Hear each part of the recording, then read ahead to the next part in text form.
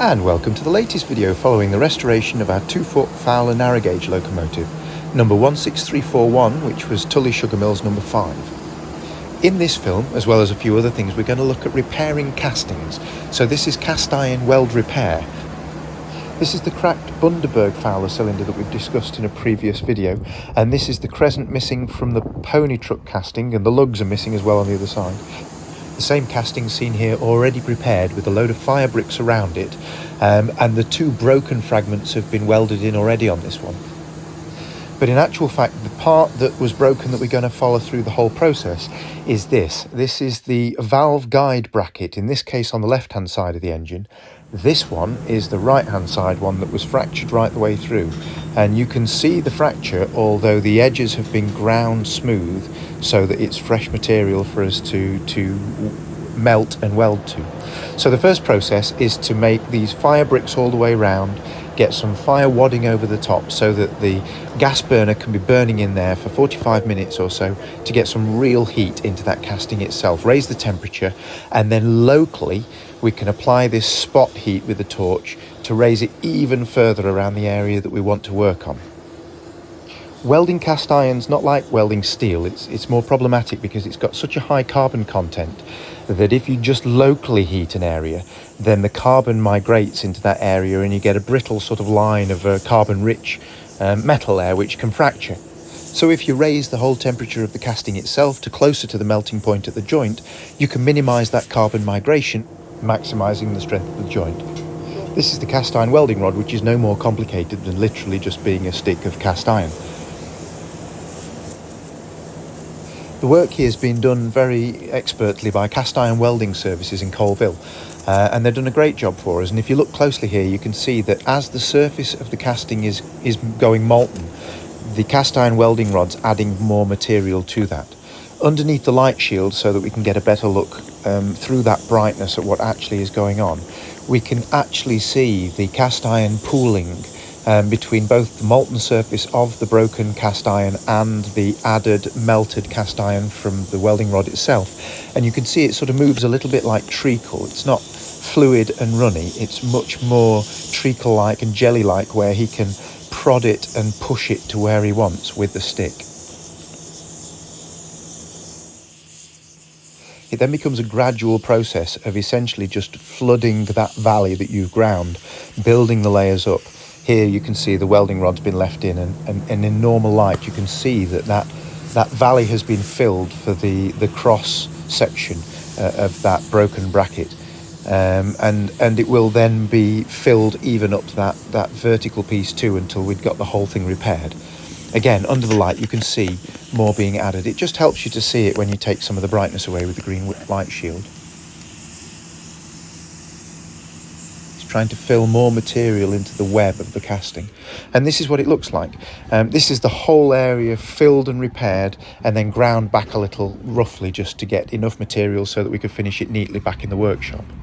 Same thing to the cylinder itself. That's the web fully repaired. It's built in. You can see it's a little fat here and there and a little bit wavy on the top, but there's enough material for us to finish that off to the original shape.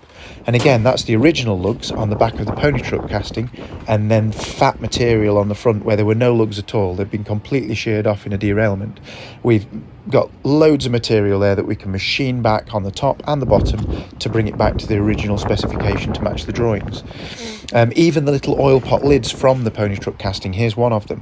One of them had its corner smashed off, and you can see we got the original corner. So this is the original corner rejoined back on again with a seamless cast iron weld where my thumb goes, ground to finish neatly. And this again, we looked at the very beginning at the crescent shaped crack that was there with the two pieces that have been rejoined. So this is two original pieces that have been put back in again with a pretty seamless cast iron weld all the way around. Again, it wants now machining and finishing off to be the correct specification, so that's round again, but there's plenty of meat there to do the job properly now. Moving on to another part of the loco now. This is the brake shaft. It runs horizontally along at the back of the loco behind the firebox, and it transfers the braking mechanism to the brakes itself. And of course, it's a constantly an eccentric force. You can see here the bushes are worn massively eccentrically in one direction from when the brakes have been pulled onto the loco. The shaft itself was worn similarly eccentrically and down under the diameter that it should have been. So here we're adding more material to the journal surfaces on the brake shaft, so that we can ultimately machine it down to its original surface diameter. You can see the different layers of the weld that's been added there as the shaft rotates gently and slowly in the lathe. The welder, that you can see here, is attached to the tool post and moves automatically very gently so that we get a uniform application of the weld. It's a brilliant way of adding more meat onto a shaft so that we can actually then turn it down to the original specification diameter, which is obviously larger than the diameter that we found the shaft in. Cooling it down gently is a good idea so that we don't distort it and so that we don't create any hard spots in there for when we turn it later. And then moving on to machining it down, as you can see here. Once you've cut through the hard surface of the weld, you get to a nice smooth material so that you can machine a nice smooth surface for the journal to go in the new bearings that we'll also make. Now machined back to its original drawing specifications, this is Neil just doing some final checks before he machines up the new bronze bearings to replace the old eccentrically worn ones. That's not a spanner.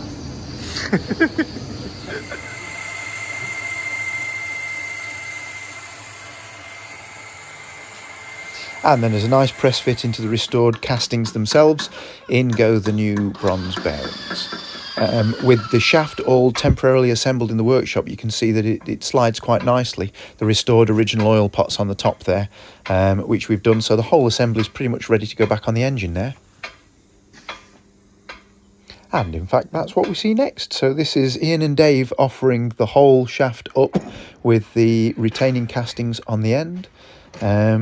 They just need a little bit of persuasion to get the bolts, which are actually the original bolts, restored back through the original holes.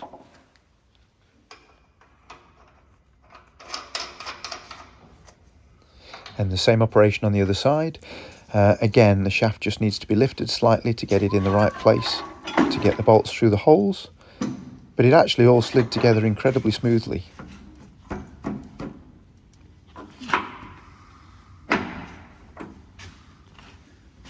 And it was only when we tightened up all 8 of the bolts really tightly that the shaft started to go a little bit tighter. All in all, quite successful, that really.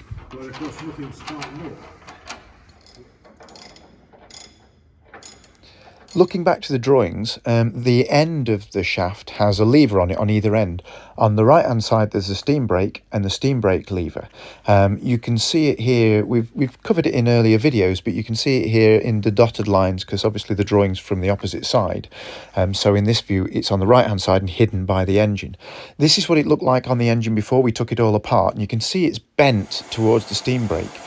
So we heated it all up on the big burner and we pressed it with the 50-ton press to press it square and straight again, as you can see here. It took a couple of goes and we've covered this process in a previous video, so I don't want to spend too long on it, but essentially we straightened that whole lever out, restored it, cleaned it, painted it, and then back to the engine. This is Neil taking measurements for the keyway that we're going to make to put that back on again. You can see the shaft is now on the floor next to where Neil's writing his measurements down, ready to go back on again as soon as the keyway is sorted. Back to the drawings, but sticking with the brake mechanism.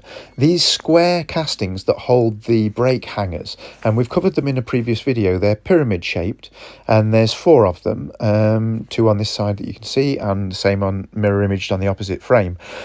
We made new patterns and we made new castings, and this is one of the new castings, to replace one that was beyond repair and one that was actually found to be cracked.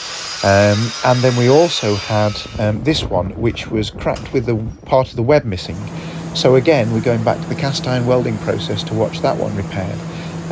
Just a little glimpse again, not as long as the previous part of the video showing that, but again, just a little look at the cast iron repair on that before we machined it up. You can see the same process, and again, if we go behind the green screen, it'll just allow us to see closer. It's quite a good bit of video, so I've included this because you can really see that the cast iron's pooling there.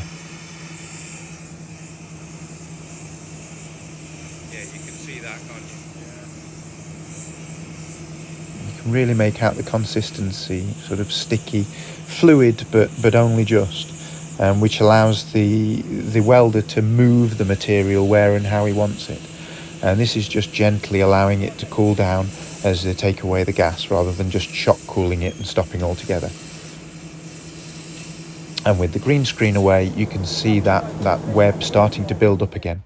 This is the finished item, and you can see the fresh new area there that's just been ground flat after the weld material's been added. You can see it's much fatter on that corner than it should be. It's correct on the right hand side, much fatter with the new material on the left, but again, it gives us enough material to machine it down. So that then transferred across to the lathe, and we can bore with the boring bar down for the new diameter shaft. We're putting larger shafts in there because we're replacing the old ones that we pressed out in a previous video.